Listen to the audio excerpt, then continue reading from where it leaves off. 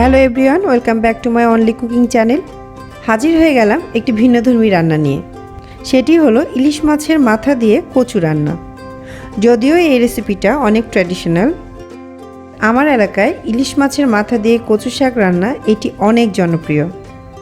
Traditional এই রান্নাটি আমার নানু অনেক ভালো করতেন, আর নানু এই রেসিপিটি যেভাবে করতেন সেভাবেই আজকে আমি আপনাদেরকে দেখাবো। আশা করছি রান্নাটি আপনাদের অনেক অনেক ভালো লাগবে। আর রেসিপিটি দেখানোর আগে আমার চ্যানেলটি সাবস্ক্রাইব করার অনুরোধ রইল। তাহলে চলুন চলে যাই মূল রান্নায়।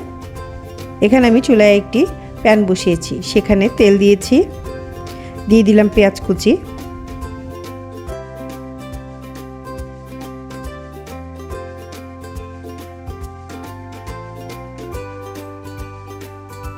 পেঁয়াজটা হালকা একটু ব্রাউন হয়েছে। এখন আমি এখানে হালকা একটু পানি দিয়ে দিব।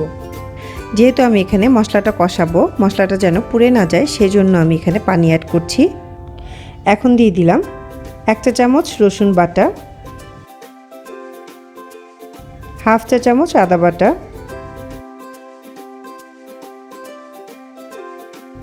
2 চা চামচ মরিচ গুঁড়ো, হলুদ গুঁড়ো 1 চা চামচ,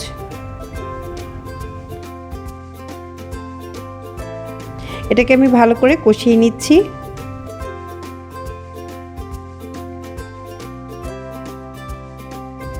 আর লবণ দিয়েছি স্বাদ মতো।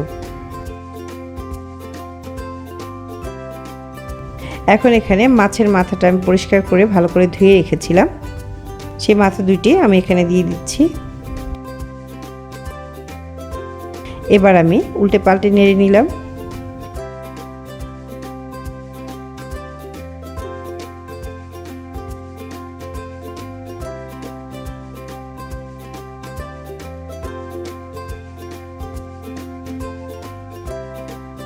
ঢেকে দিলাম মাছের মাথাটা হালকা সেদ্ধ হওয়ার জন্য। এর মাঝখানে আমি মাথাটা হালকা একটু থেতো করে দিয়েছি, তাতে করে কচুর সাথে মাছের মাথাটা ভালো করে মিশে যাবে। এবার ভালো করে নেড়ে চেড়ে নিলাম।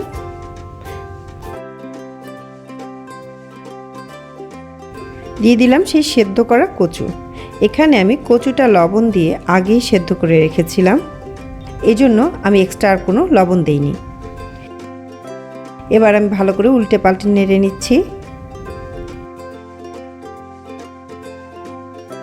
ঢেকে দিলাম ঠিক 5 মিনিটের জন্য। এখানে আমি কচুতে কোনো রকম এক্সট্রা পানি ব্যবহার করিনি, কারণ কচুটা যখন আমি সেদ্ধ করেছিলাম সেখানে যে পানিটা উঠেছিল সেই পানিতেই আমি কচু শাকটা রান্না করব। এবার ঢাকনা খুলে দিয়ে দিলাম কাঁচামরিচ ফালি। এখানে আমি কাঁচামরিচটা একটু পরে দিয়েছি, কারণ কাঁচামরিচের এক্সট্রা একটি সুন্দর গন্ধ থাকে, সেই জন্য আমি কাঁচামরিচটা পরে দিয়েছি। আবারও একটু নেড়ে নিলাম।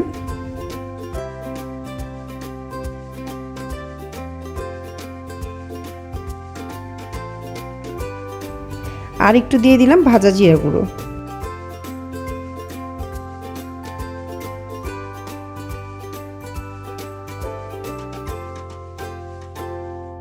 জিরা গুঁড়ো দেওয়ার পর আমি একটু নেড়ে নিচ্ছি। আপনারা দেখতে পাচ্ছেন কচুর মধ্যে যে তেলটা ছিল সেই এক্সট্রা তেলটা উপরে চলে এসছে, তার মানে ভাবতে হবে আমার কচু রান্নাটা হয়ে গিয়েছে।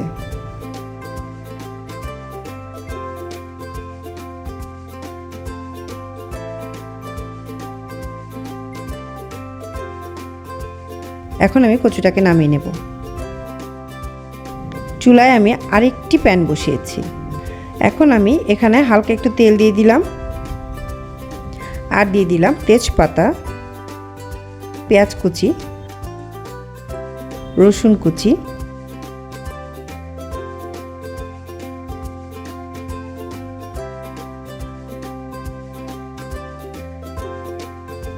আর 4-5টি শুকনা মরিচ।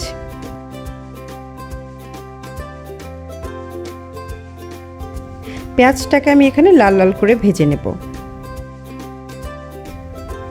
পেঁয়াজটা অলরেডি ব্রাউন হয়ে চলে আসছে। এখন আমি এটাকে নামিয়ে সেই কচুর উপর দিয়ে দিব।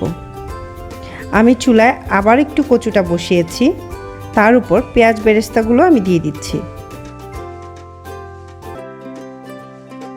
এখন উল্টে পাল্টে ভালো করে নেড়ে নিচ্ছি। কচুটার টেস্ট হবে তখনই যখন আমি এক্সট্রা করে একটু বাগার দিয়ে নিব।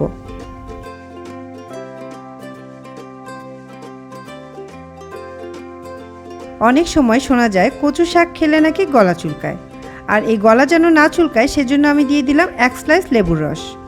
আর এই লেবুর রসটি দেওয়ার ফলে এটা খেতেও যতটা ভালো লাগবে, গলাও চুলকাবে না।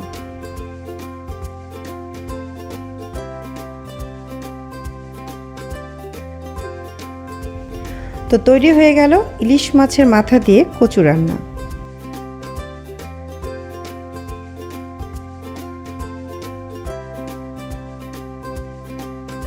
এখন আমি একটি বাটিতে ঢেলে নেব।